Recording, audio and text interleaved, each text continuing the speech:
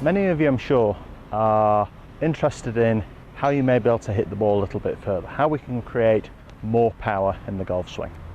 And many of you will have been told at some stage along the line that if you make a bigger turn in the backswing, it gives you the opportunity to hit the ball further. Well, is this true? For my money, it's a little bit misleading. Powerful players, golf swings that produce a lot of yardage, a lot of distance, come from players who are able to produce a large coil. Now, there's a big difference between a big coil and a big turn. So let me put some numbers around this. You'll often be told, or you'll be aware, that during the backswing we should turn the shoulders through 90 degrees to the target line. The problem with this is that there are many players out there who, by making a turn 90 degrees with the shoulders, because of a lack of flexibility, are forced to turn the knees and hips a significant distance too. So for instance, if you're a player who, to make a 90 degree shoulder turn, you're forced to turn your hips through 70 degrees, the reality is that this is only creating a 20 degree difference between your hip turn and your shoulder turn. In other words, you're only creating a 20 degree coil.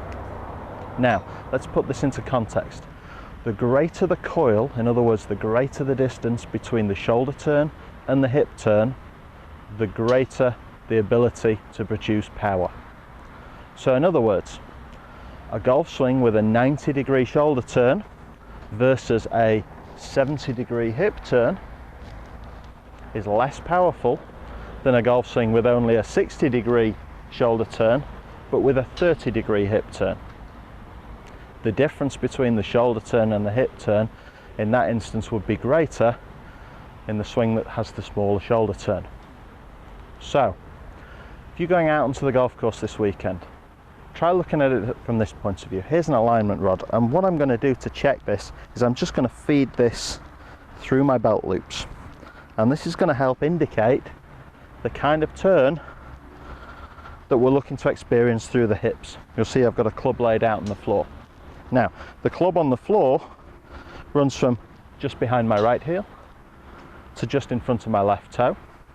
And what I'm going to attempt to do with the driver in hand is I'm going to attempt to turn the hips only as far as the club shaft on the floor, whereupon the hip turn stops and the shoulders and chest continue to turn. Now you can see that as I make a 90 degree shoulder turn there, my hips have been forced to turn a little bit further.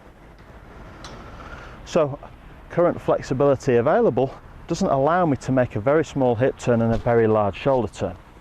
So in this instance, I turn my hips onto the line, I turn my shoulders as far as they go, just short of 90 degrees, but in that particular golf swing I'm building up a lot of torque. It helps me control the top of the backswing position, particularly if you're prone to overswinging, and it allows me to deliver the club more consistently down towards the ball. So don't be afraid of a smaller turn on the backswing side. If you're building up a big coil, you can increase the distance that you hit the ball.